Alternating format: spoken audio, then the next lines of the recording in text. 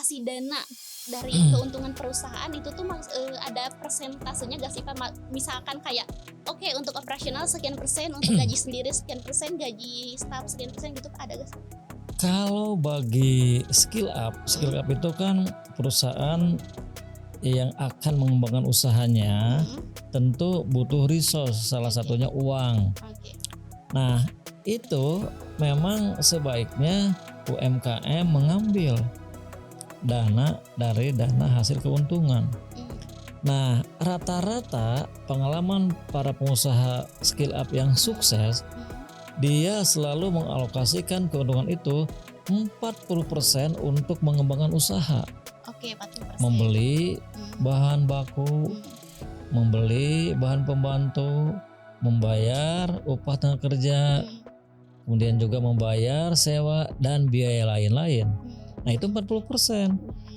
20% karena kita ingin mengembangkan usaha, kita juga butuh ekspansi pasar. Jadi kita mungkin akan belanja promosi, iklan dan lain-lain supaya barang kita itu dikenal oleh masyarakat yang lebih banyak lagi. 5, 4, 3, 2, 1.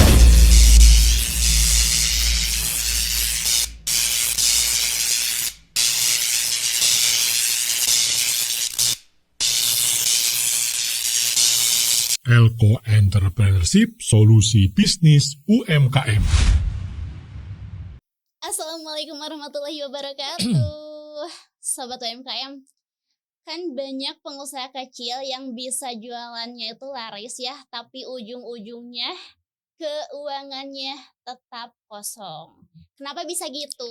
Karena keuntungan usahanya itu nggak pernah dikelola dengan benar. Nah, bayangin aja ya kalau misalkan nih uang hasil jualan kamu malah habis buat belanja konsumtif, padahal itu seharusnya bisa diputar lagi untuk mengembangin usaha kita. Nah, di video kali ini kita bakal kupas tuntas nih bagaimana cara mengelola keuntungan usaha biar bisnis kamu itu nggak cuma rame, tapi juga sustainable dan makin untung. Jangan sampai di skip ya videonya, karena tips sederhana ini bisa jadi pembeda antara bisnis yang cuma jalan di tempat atau bisnis yang beneran berkembang. Selamat datang kembali di podcast Elko Entrepreneurship, solusi bisnis UMKM. Dan pastinya masih bersama saya Lisna Gustiani yang akan nemenin sobat UMKM nih di perbincangan kali ini bersama narasumber kita. Siapa lagi jika bukan Bapak Dr. Haji Yusuf Tajiri. Langsung saja kita sapa beliau. Assalamualaikum Bapak. Waalaikumsalam warahmatullahi wabarakatuh. Alhamdulillah Bapak, gimana kabarnya hari ini? Alhamdulillah baik. Alhamdulillah baik, semoga selalu baik ya Pak ya. Insyaallah. Oke. Bapak, kemarin kan kita udah ngobrolin tentang cara mengalokasikan dana nih Pak. Sekarang Mas penasaran pengen tahu gimana cara mengelola atau mengalokasikan tentang laba atau keuntungan usaha kita, kenapa gitu? Iya. Boleh Pak? Boleh. Boleh, iya alhamdulillahnya itu Sobat UMKM Bapak selalu memperbolehkannya gitu.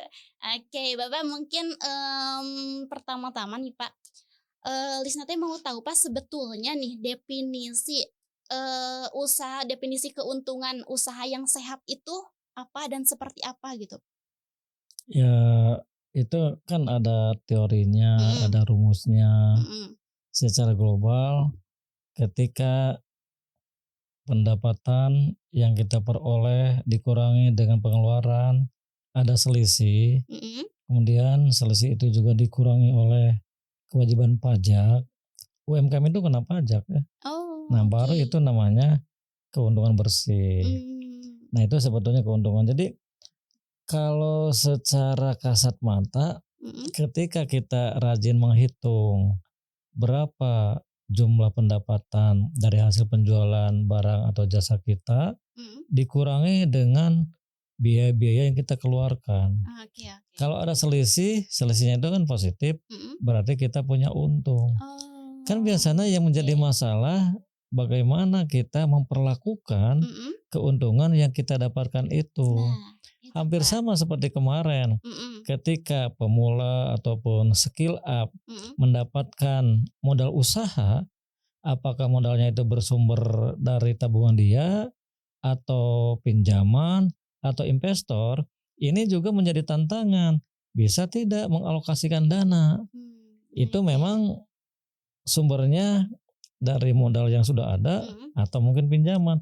Sekarang kita juga dituntut, UMKM dituntut bagaimana supaya keuntungan yang kita dapatkan itu bisa dikelola agar bisa mengembangkan usaha. Sebab kalau kita bisa mengolah keuntungan untuk mengembangkan usaha, tak perlu lagi menggunakan dana pinjaman atau misalnya melibatkan investor. Tak guna. Oke. Jadi sebaiknya kita harus pandai mengelola keuntungan usaha. Begitu. Oke, biar bisnis kita makin berkembang Nah, gitu ya, Pak, ya. itu. Oke, Bapak. Jadi nih Pak, misalkan setelah kita mendapatkan keuntungan nih dari usaha kita. Jadi apa langkah utama yang biasanya itu yang harus dilakukan, Pak? Oke. Kalau misalnya UMKM mendapatkan keuntungan, Mhm. kan kita ini punya cita-cita usaha yang kita sedang jalankan itu ingin terus berjalan dan bahkan berkembang.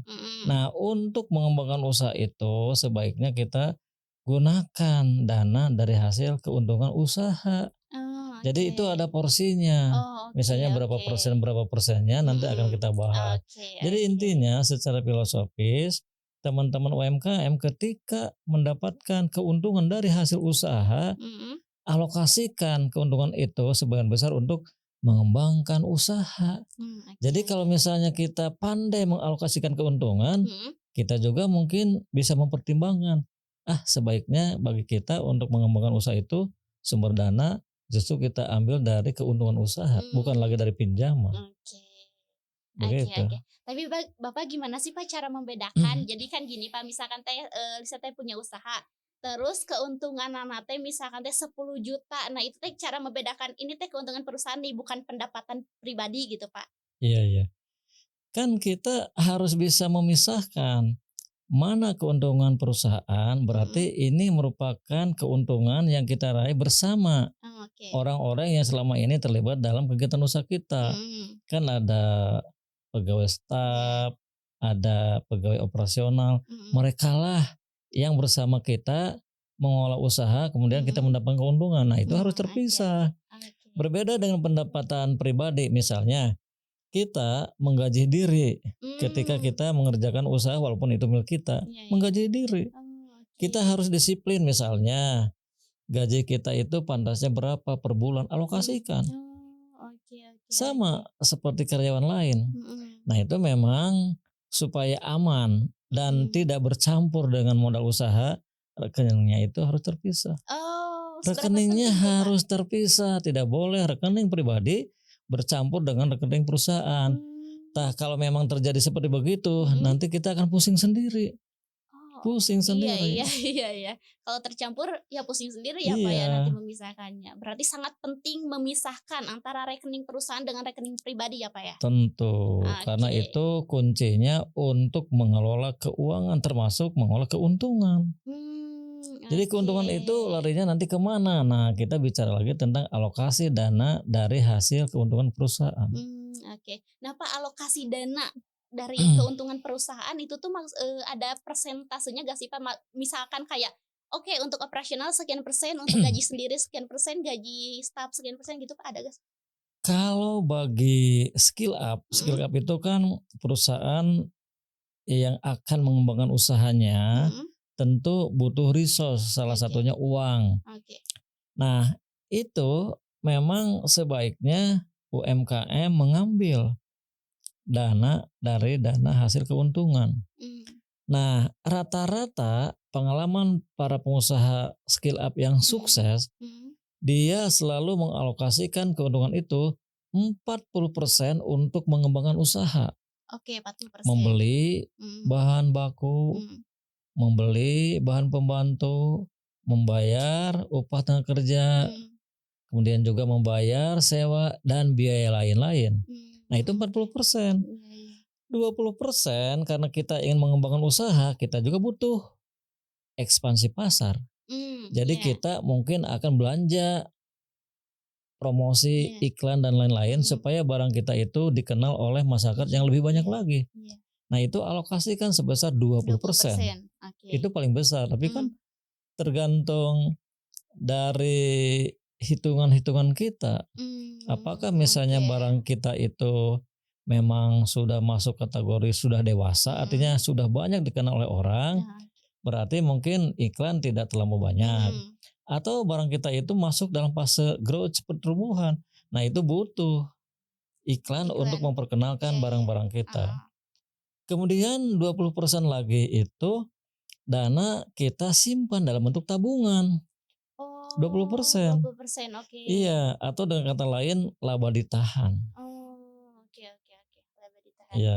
Kemudian 10% dana itu bisa kita gunakan untuk investasi. Investasi. Membeli barang-barang yang bisa mendukung kegiatan usaha. Misal beli mesin, beli peralatan dan perlengkapan pabrik, atau mungkin juga misalnya kita satu saat akan membeli tanah. Untuk sementara belum dulu kita bangun ya, karena kita mungkin belum punya banyak uang. 10% lagi biasanya itu akan terpulang kepada owner. Apakah akan diambil untuk mengapresiasi kinerja dia, atau 10% itu sebagian besar misalnya masuk ke kantong dia, sisanya dibagikan juga kepada karyawan. 10%. 10% ya, Pak. Jadi teorinya itu 40, 20, 20, 10, 10. Nah, coba. Nah, itu teman-teman teori prosentase untuk mengalokasikan dana yang bersumber dari keuntungan yang sudah banyak dialami oleh pengusaha-pengusaha skill up yang sukses. Begitu. 40, 20, 20, 10, 10 ya Iya, Pak betul. ya. Oke, itu ternyata Teorinya. ada teorinya ya Ada, Pak ya. iya. Oke, tapi Pak sejauh ini Pak mungkin Bapak pernah ketemu juga dengan pelaku UMKM gitu. Yang sering biasanya Pak kesalahan yang sering dilakukan pelaku UMKM dalam mengelola keuntungan itu di bagian mana atau seperti apa sih Pak? Biasanya kalau kita teliti ya, atau mungkin kita amati, ketika UMKM sudah mendapatkan keuntungan yang lumayan besar, itu suka mendapatkan banyak bisikan dan pada akhirnya pola hidup jadi berubah konsumtif. Iya, biasanya begitu. Kenapa? Karena dia mungkin merindukan sebuah kelas sosial yang menjadi juga tujuan dia. Saya ini pengusaha loh. Kalau sudah berbicara begitu, berarti kebutuhan untuk naik kelas itu memang mendesak. Kalau sudah merasa mendesak, dia akan menggunakan sumber-sumber dana dari keuntungan itu untuk kepentingan-kepentingan yang bisa mengangkat kelas dia. Nah, itu yang bahaya. Kan biasanya kalau pengusaha yang tidak menyadari dengan keuntungan yang dia miliki, kadang-kadang misalnya yang biasanya tidak pernah masuk ke kafe, atau misalnya yang biasanya tidak pernah mengenal dunia dugem misalnya, kan banyak. Nah, kalau misalnya ternyata dia belum bisa memisahkan rekening pribadi dan usaha, uangnya itu bisa jadi karena memang mendesak untuk mendapatkan gelar kelas sosial tertentu, ngambil pokok. Jadi terus mikir deh, iya sumber dananya dari mana. Yang penting kelas dia itu bisa dia pertahankan. Nah, itu bahaya. Bahaya. Itu memang rata-rata terjadi pada pengusaha UMKM. So, geralisna survei UMKM yang baru saja naik kelas, gaya hidupnya sudah berubah. Mindsetnya sudah berubah. Nah, itu bahaya. Jadi dia itu menggunakan dana dari hasil usaha kurang tepat. Boleh memuliakan diri sendiri, tetapi lihat dulu apakah usaha kita sudah mapan atau belum. Atau kalau misalnya masih masuk dalam masa transisi, jadi dari kelas mikro untuk menjadi kecil, sebaiknya memang kita konsentrasi skill up. Kembangkan usaha dengan modal dari hasil usaha. Nah, itu mantap. Oke. Tapi Pak, boleh gak sih Pak kalau misalkan kayak yang barusan nih Pak, kan konsumtif sebetulnya, tapi tujuannya itu Pak kayak misalkan untuk menggandeng investor biar percaya, kan kita harus berpenampilan baik misalkan gitu. Kalau gitu gimana? Nah, itu sebetulnya sebuah sikap yang kurang baik ya. Saya pikir investor itu tidak akan menilai sampai ke sana. Dia akan menilai reputasi usaha dia. Satu, misalnya dia akan melihat bagaimana laporan keuangan walaupun sederhana, bagaimana cara hidup dia. Jadi kalau misalnya sudah memperlihatkan saya seperti kelas menengah atau mungkin kelas besar, berpakaian, berkendaraan dan sebagainya, itu memang indikator orang-orang yang sudah besar. Investor itu ragu, pasti meragukan. Begitu. Tapi kalau kita misalnya konsisten dengan posisi kita untuk mengembangkan usaha, pola hidup sederhana, kendaraan dan sebagainya juga sederhana, investor pasti tertarik. Begitu. Ngobrolin tentang barusan nih Pak, kata Bapak bahkan apa sih sebetulnya tuh investor tuh malah lebih lihatnya tuh kayak laporan keuangan ya Pak, meskipun masih pencatatan sederhana gitu. Nah Pak, seberapa penting sih Pak sejauh mana gitu pelaku usaha itu perlu menyusun laporan keuangan meskipun usahanya tuh skalanya masih kecil gitu? Saya pikir mau mikro, mau kecil, mau menengah, apalagi besar, wajib membuat laporan keuangan. Kenapa? Karena kita akan melihat report keuangan kita itu seperti apa. Bilih kamalinaan. Bilih kamalinaan. Jadi upami tos aya laporan keuangan mah kita selalu bercermin. Mau hidup misalnya berpoya-poya, lihat laporan keuangan. Uang kita itu sedikit. Kita ini butuh pengembangan. Jadi untuk sementara gaya seperti begitu jauhi dulu, kan begitu. Report keuangan itu tidak harus misalnya sempurna, minimal bagi UMKM itu kita harus bisa mencatat tentang cash flow, aliran kas. Uang masuk berapa, uang keluar berapa. Kalau minus itu berarti kan defisit. Nah, pengusaha berpikir jangan sampai uang keluar itu lebih besar daripada uang yang masuk. Nah, itu defisit, bahaya.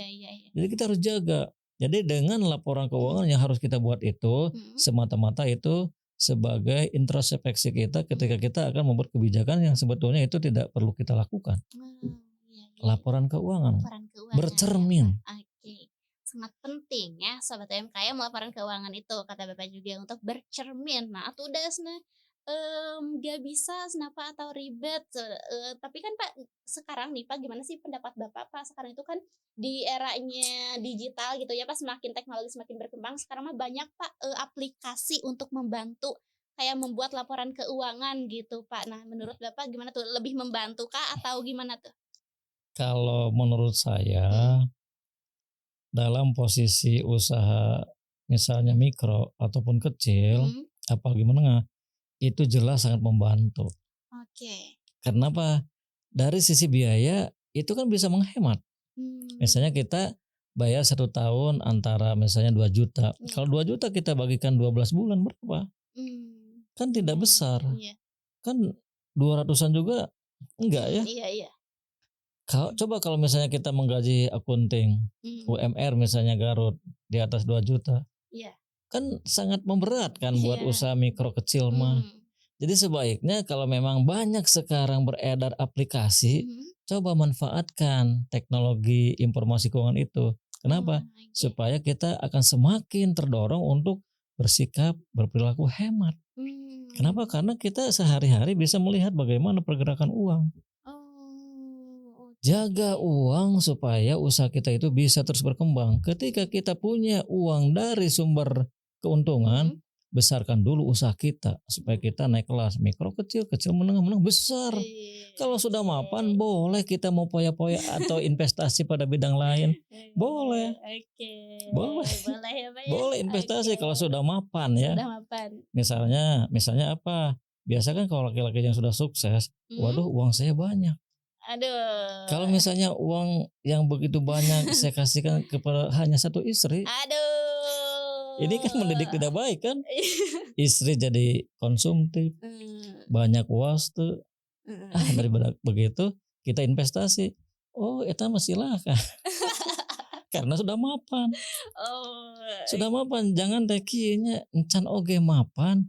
Tos misalnya beberek hoyong kitu teu kenging. Kenapa? Akan membuat banyak orang sengsara. Tapi kalau misalnya sudah mapan mah sok atuh bagi-bagi rezeki teh. Terus afirman gitu. Supaya orang lain juga bisa menikmati rezeki yang kita dapatkan dan motivasi dia untuk menjadi pengusaha juga.